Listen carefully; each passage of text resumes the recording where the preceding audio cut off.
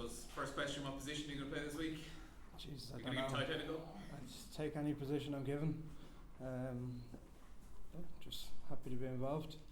I saw you speaking after the game, but Tadhg, I might just ask you, as another front row player, you can obviously appreciate the shift that 𝐂𝐎𝐒 would have had to put in the second half yesterday, switching across to hooker. Can you talk us through almost even the technical things of differences between what 𝐂𝐎𝐒 would have been doing or what you would be doing at tight head if you ever had to go in at hooker? 𝐂𝐎𝐒's probably the best place to answer because he's covered all three at this stage. I think a hooker and a tight head are not relatively simple or similar, but more similar from a loose head to tight head in terms of chest position, head position, and etc. The way you kind of balance weight on both shoulders. I think the thing Church's done unbelievably well is transition from loose head to tight head, then to hooker, and pick up all three so quickly. And I suppose it's a testament to Church here beside me, because it's not easy to do, and you can swamp yourself with overthinking, where the man just went for it and did so well, And 𝐂𝐎𝐒, I know you've often been listed down as the potential tight head loose head hooker option on team sheets and things like that, and you played there at school, but how much would you have kind of filled in at training and things like that down the years, just getting a few reps here and there? I think the last time I hit a scrum was about 2008. I've done a couple of setups here and there, but to go live and stuff, it's been a while, But front row in my opinion. There's technicalities that you can iron out now, but at the end of the day, you just got to hit and push and strike. But was that the mindset when you were going in on Sunday? Yeah, I went into the middle of two of the best props in the world, so I'm in a relatively good starting place there. Just give it a lash, have a shot. Nothing to lose, like I said. I don't mind if someone lifts me up out of the middle of the scrum. I can take that, but we ended up with 15 men on the field when we could have been with 14, and that's kind of greater cause stuff, so it's fine. And just Tadhg, my final question for you: you got back out on the pitch on Sunday in 65 minutes, pretty solid shift and pretty solid day's of work. How was the body and how were the lungs after the game? Not good. I thought I could have pushed minutes out if I had to. Obviously, Tommy came on, but I felt good. Tadhg, can I just ask you about the occasion on Saturday, more than just the match? Paddy's weekend, Ireland Grand Slam on the line against England. You played in some big games, but this must be the biggest game of your career, isn't it? Well, I played a Grand Slam game in 2018 as well. At home in Dublin. Yeah, look, it's massive, and I think the occasion obviously adds to it from a player's perspective, or the dressing room. There's a bounce about it. It's all carrot, no stick for us, if that makes sense. But I suppose it's on us to play the game, not the occasion at the same time, and I think that's probably at the forefront of our mind. And 𝐂𝐎𝐒, what about England getting such a hammer at the weekend? Is that something you could have done without? Done without, I don't know. You expect a bounce back. England rugby is very strong historically. In our area, they have a very strong pack. We're not going to look at that game and go, that's going to happen for us. That would be silly of us. We'll treat them with the historical respect we treat that pack with, because they're bloody dangerous, and they've got very good players, and they've got top end weight in the pack. So we'll review this all properly, and you don't just look at a team's last game when you're prepping for it. You look at their season, you look at their players and their club games. You go through everything. So there's a lot to pick apart.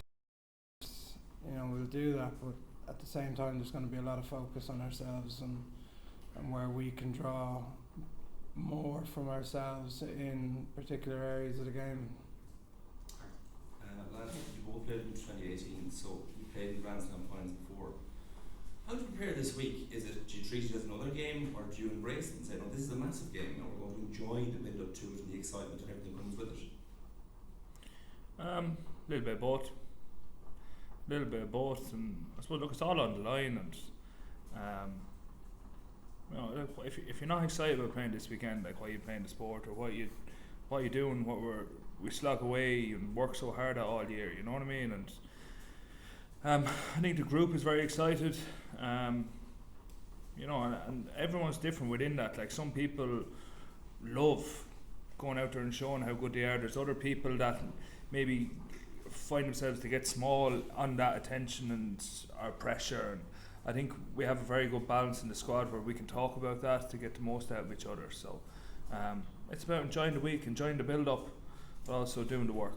How much confidence do you derive from all the adversity that happened, losing players and decisions that mightn't have gone your way, and still coming through and winning well against Scotland? That's the game, though, isn't it? It's the game. Yeah, it happened. Great if it didn't happen, but you learn about yourself, and something we've talked about now for years, really, to be honest with you. You can't really plan for it; it just happens, and you just got to deal and get on. What did you learn yourself about yourself? When everything goes against you and you still perform, what do you learn about your team? Just keep pushing hard. No, just the lads are calm. You know what I mean? How do we get through this? Yeah, this is the plan. Okay, don't blink an eye, and just trust. Just trust in the lads. Grand Slams are obviously very special, but how much more special would it be to do it in front of your family or friends, maybe players you grew up playing alongside? Just did both of you. I mean, I'm sure you're sick of talking about it, but can you just try and encapsulate what it would mean to win it in Dublin and have everyone close to you there? I think you take that apart in a few separate areas. Like, there's play for Ireland in Dublin with family and friends there that you'll see after, that they'll see you show them what it means. That's got its own magnitude, and I think that's what drives everyone to reach a standard that we're shooting for. At the end of that, if we've done all of that, we get a great prize and we get an unbelievable celebration. But for us to do justice to everything that we train for, and to play in front of family and friends on our home patch on the weekend that it is, I think that's such a huge drive for us. We accept what the end of it is, and you might have a Grand Slam and a championship, but you park that bit, and it's about performance and preparation for performance, and to know that your family have seen you show what this means to you and what it means to each other as a group.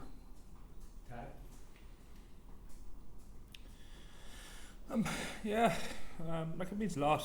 I suppose you just want people, and I don't really like overly talking about it here because we've won nothing yet. You know what I mean? I think that's the danger of complacency, and I suppose we talk about, we understand it, but from the wider public as well, you know. But it's just to show people, or you hope that, you know, us wearing a green jersey and playing well, that people can be proud to be Irish, that can associate with us.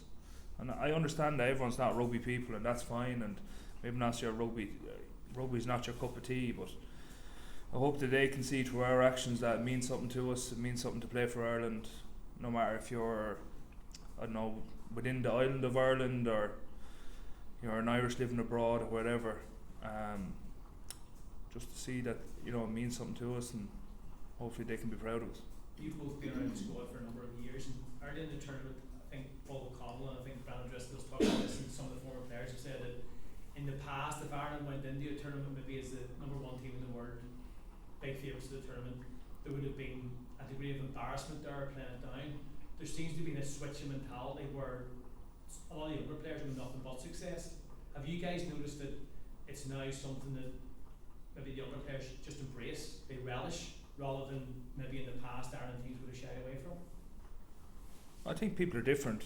The younger people coming through the sport now are, as a culture, not as a culture, but you know, as people are a little bit different than definitely when Church came through, but certainly when I came through too. Yeah. So they have that little bit more self-confidence about them.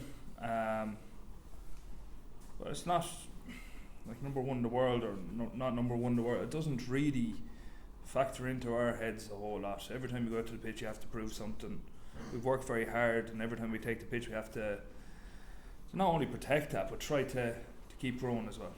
And Ty, does playing England in particular again add an extra edge to it all? Edge occasion, you know, it's always no matter when you play England and some of the teams in November, there's an extra special, I always think, I'm not sure how you feel, but a buzz around the stadium. I think that's just the way of it, and it definitely adds to the occasion.